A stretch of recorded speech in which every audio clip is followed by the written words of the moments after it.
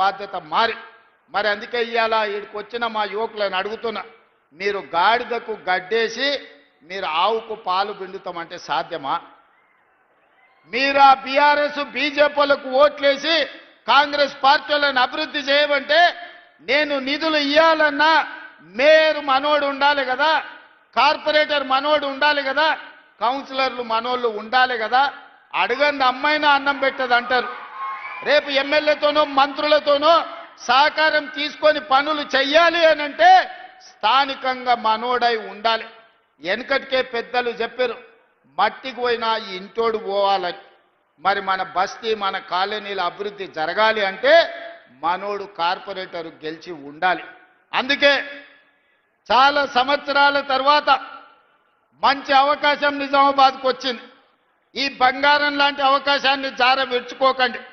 ఈరోజు పిసిసి అధ్యక్షుడిగా మహేష్ కుమార్ గౌడ్ గారు ఉన్నారు, రాష్ట్ర ప్రభుత్వ సలహాదారులుగా సుదర్శన్ రెడ్డి గారు ఉన్నారు, అదేవిధంగా షబ్బీర్ అలీ గారు, వీళ్ళందరూ కూడా ప్రభుత్వంలో కీలకమైన బాధ్యతలు పోషిస్తున్నారు.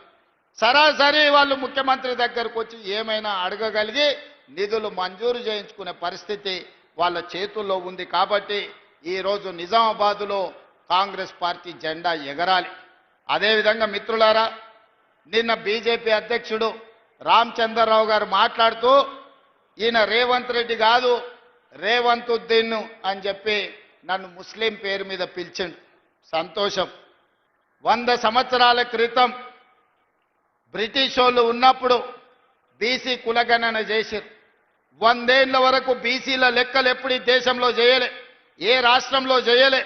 మహేష్ గౌడ్ గారు నేను అందరం అయిన తర్వాత బీసీ కులగణన చేయాల్సిందని 100 సంవత్సరాల సమస్యకు తెలంగాణ రాష్ట్రమే మొట్టమొదటిసారి మీకు socio economic education employment and political cost సర్వేను మేము పూర్తి చేసినాడు.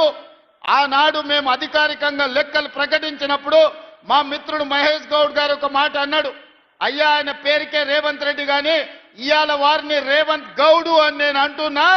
ఈ రోజు ఎంతో గొప్ప పని చేసిండు మా బలైన వర్గాల లెక్కలు తీశాని మా మహేష్ గౌడ్ గారు ఆనాడు నన్ను రేవంత్ గౌడ్ అన్నాడు.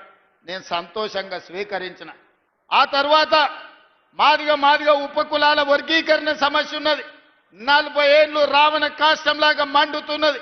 ఆనాడు ఈ వర్గీకరణకు సంబంధించి సుప్రీంకోర్టు జడ్జిమెంట్ ఇస్తే 100 రోజుల్లోనే ఆ సమస్యకు శాశ్వత పరిష్కారం చూపించి 40 సంవత్సరాల సమస్యను శాశ్వతంగా పరిష్కరించి వర్గీకరణ చేసి మాదిగా ఉపకులాలకు న్యాయం చేసినప్పుడు మా సహచర మంత్రివర్గ సభ్యులు దామోదర్ రాజనరసింహ గారు ఈ రోజు నుంచి ఈయన రేవంత్ రెడ్డి కాదు రేవంత్ మాదిగా మా మాదిగోళ్ళ బిడ్డగా మేము భావిస్తున్నామని దామోదర్ రాజనరసింహ గారు అన్నారు.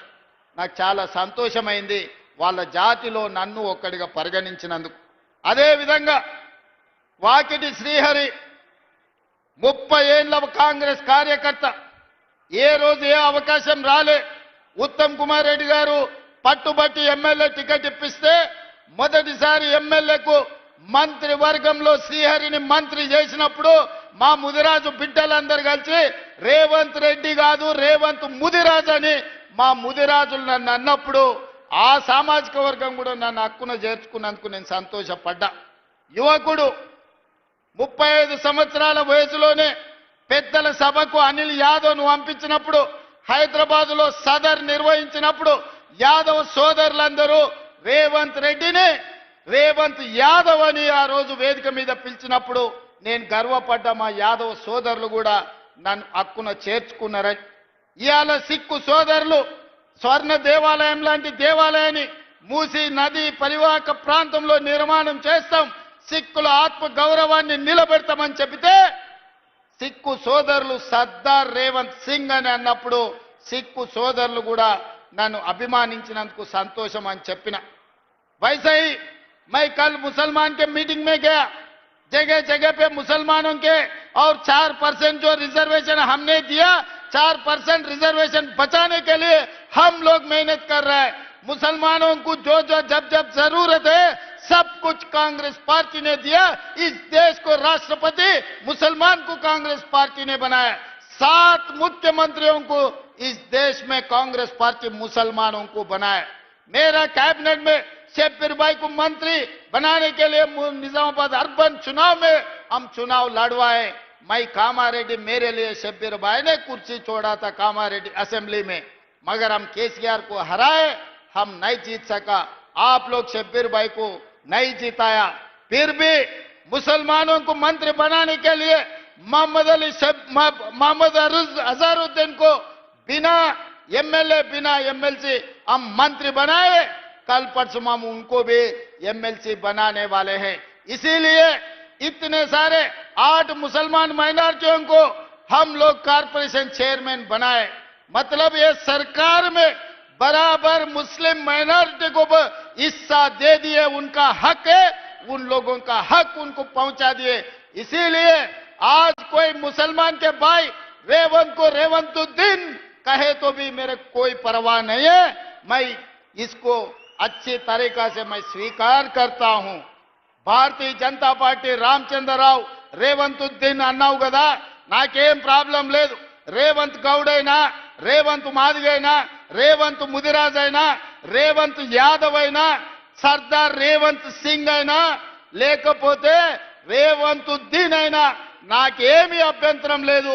అన్ని కులాలను అన్ని మతాలను సమన్వయం చేసుకొని రాష్ట్రాన్ని పరిపాలించి రాష్ట్ర ప్రజలకు సంక్షేమాన్ని అమలు చేసి రాష్ట్రాన్ని అభివృద్ధి పదం వైపు నడిపించి దేశంలోనే నెంబర్ 1 రాష్ట్రంగా తెలంగాణను నిలబెట్టే అవకాశం 4 కోట్ల ప్రజలు ఇచ్చిండ్రు.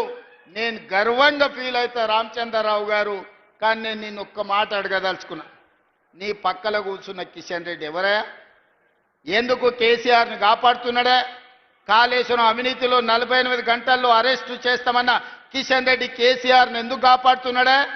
ఇవాళ కిషన్ రెడ్డి కాదు, కిషన్ రెడ్డి కల్వకుంట్ల కిషన్ రావుగా మారిండు.